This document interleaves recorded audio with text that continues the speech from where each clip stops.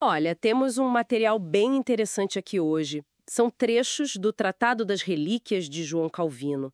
A ideia é a gente mergulhar na crítica que ele faz à veneração desses objetos e entender por que ele via tanto problema nisso. Exato. O ponto de partida do Calvino, assim, é que a devoção do cristão devia se concentrar na palavra de Deus, nos sacramentos como o batismo e a ceia, né, que ele entendia como instituídos por Cristo, e na fé puramente espiritual. Para ele, essa busca por relíquias era um desvio, perigoso até. Perigoso como assim? Ele chega a falar de um tráfico vil e sórdido já na época de Agostinho. Era só sobre as falsificações ou tinha algo mais profundo? Tinha as duas coisas, sim. A fraude era um ponto, claro, mas a questão teológica era central para Calvino. Ele argumentava que mesmo a veneração, tipo, com a melhor das intenções, quase sempre acabava caindo na idolatria, entende? Ah, entendi. Transferia-se a honra que é só de Deus para objetos, ossos, panos, pedaços de coisa. O desejo pela relíquia, na visão dele, nunca estava livre de superstição e, bom, era ali que a idolatria nascia.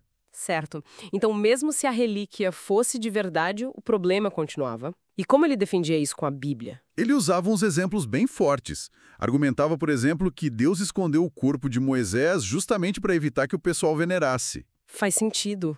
E citavam o apóstolo Paulo, né, que disse que depois da ressurreição a gente não conhece mais Cristo segundo a carne, reforçando que o foco tinha que ser o espiritual e não o material.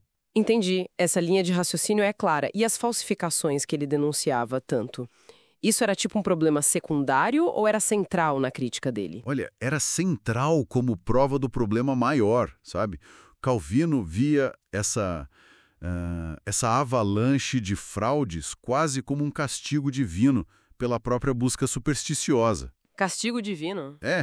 Tipo, se as pessoas corriam atrás do material, do visível, Deus deixaria que elas fossem enganadas por falsificações bem grosseiras até. Nossa, e aqui a coisa fica muito intrigante. Ele lamenta não ter um inventário na época, né? Porque se comparasse o que tinha em cada lugar, as fraudes ficariam óbvias. Que tipo de exemplo ele dava para mostrar isso? Os exemplos são, assim, contundentes. Mostram bem o nível do absurdo que ele via. Ele não lista tudo tintim por tintim, mas agrupa, sabe? Sei. Relíquias de Cristo, por exemplo. Madeira da cruz que daria para encher um navio, sendo que foi um homem que carregou, né?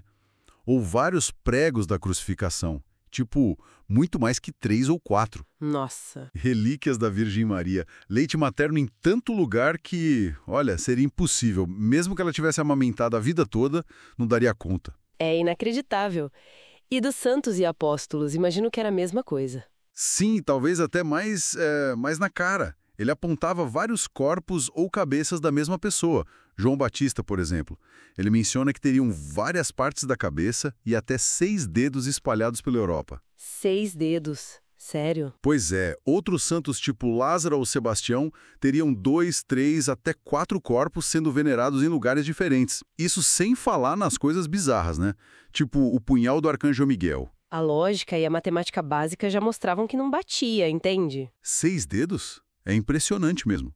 Ele questionava de onde vinham essas coisas, como foram guardadas, quem autenticou tudo isso, né? Com certeza. Como é que esses itens sobreviveram séculos? Quem que validou? E mais, ele levantava uma questão teológica séria sobre o respeito aos mortos. Como assim? Ele argumentava que ficar desenterrando o santo para mostrar os restos ia contra a ordem bíblica do pó vieste e ao pó retornarás. E que isso não tinha na igreja primitiva nem no Antigo Testamento. O certo seria deixar os mortos descansarem em paz. Então, para resumir o pensamento dele, a veneração de relíquias desviava o foco do espiritual, né? Abria a porta para a idolatria e, na prática, virou um campo fértil para a fraude, explorando a fé do povo.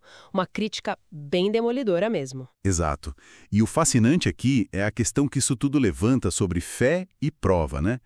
Se as relíquias mais famosas da época já tinham tantas inconsistências lógicas históricas, como é que o fiel podia separar a devoção genuína da simples credulidade?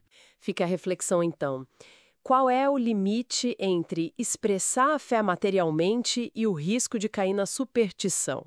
E como a gente garante que a busca por se conectar com o sagrado não acabe, ironicamente, afastando a gente da essência espiritual?